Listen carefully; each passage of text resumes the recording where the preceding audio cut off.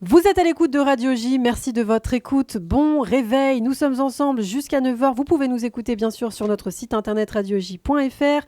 Sans plus tarder, nous retrouvons le docteur de Radio J, Serge Rafal, pour sa chronique C'est bon pour la santé. Bonjour Serge. Bonjour Ilana. Ce matin, vous allez nous proposer, Serge, une mise au point sur l'allergie. Et oui, l'allergie qui a beaucoup augmenté ces 30 dernières années, mais dont les traitements ont parallèlement bien progressé. Alors, d'abord, expliquez-nous rapidement le mécanisme de l'allergie. Notre corps, Ilana, est perpétuellement confronté à des ennemis extérieurs, des microbes, des virus, des bactéries.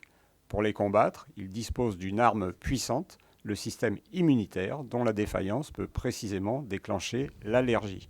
Au lieu de nous défendre contre une véritable agression, il réagit contre des substances étrangères, les allergènes, normalement inoffensives, les pollens, la poussière, un aliment, le parfum, en produisant des anticorps spécifiques, les IgE, des immunoglobulines.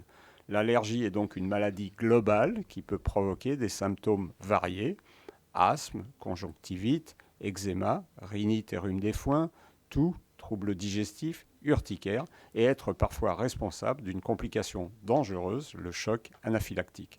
La personne allergique est généralement en bonne santé tant qu'elle ne rencontre pas la substance dite allergène contre laquelle son système immunitaire surréagit en déclenchant les manifestations que nous venons d'évoquer. Et c'est important de le dire, l'allergie peut survenir à n'importe quel moment, à tout âge. À tout âge, un nouveau-né peut être allergique, un adulte peut brutalement devenir allergique. Il est toutefois plus habituel que l'allergie alimentaire, environnementale, médicamenteuse apparaisse dans l'enfance, surtout s'il existe des antécédents familiaux. Mais si l'enfant est tenu à l'écart de ces substances qu'il ne tolère pas, il peut ne développer aucun symptôme. Alors comment on porte un diagnostic d'allergie ? L'interrogatoire est essentiel. Les symptômes, les antécédents personnels et familiaux, l'environnement, le type d'alimentation. Confirmés par des tests cutanés, les prick tests non douloureux sur l'avant-bras ou sanguins, même chez le tout petit. Ils permettent d'affirmer ou de confirmer le diagnostic, d'apprécier l'importance et la gravité des symptômes, de mettre en place les indispensables mesures d'évitement et bien sûr de proposer les traitements. Alors précisément, en quoi consistent ces traitements ?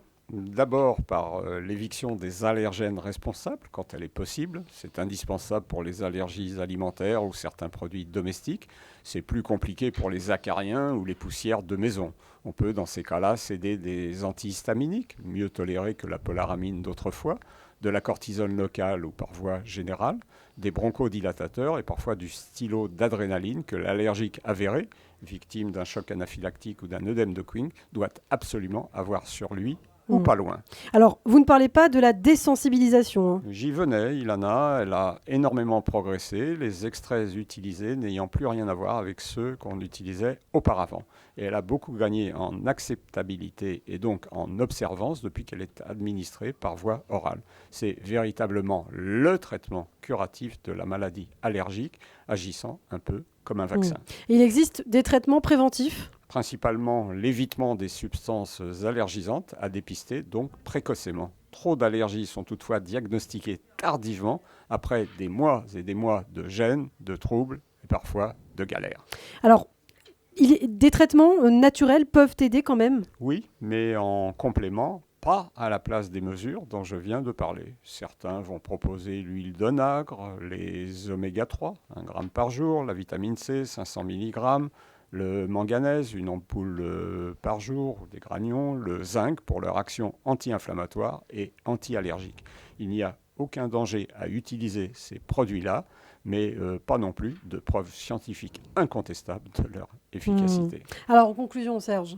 Les allergies, nous l'avons dit, sont en augmentation constante, mais beaucoup sont contrôlées par des mesures d'évitement, des médicaments bien tolérés, la désensibilisation, des méthodes naturelles. Et la plupart des allergiques, au prix de quelques précautions et d'une gêne minime, vivent maintenant de façon quasi normale. Sauf peut-être les allergiques au bonheur, dont vous n'êtes pas. Merci beaucoup Serge Rafal, le docteur de Radio J qu'on retrouve demain matin, bien sûr, comme tous les matins. Merci de votre fidélité et une chronique à retrouver en podcast sur notre site internet radioj.fr.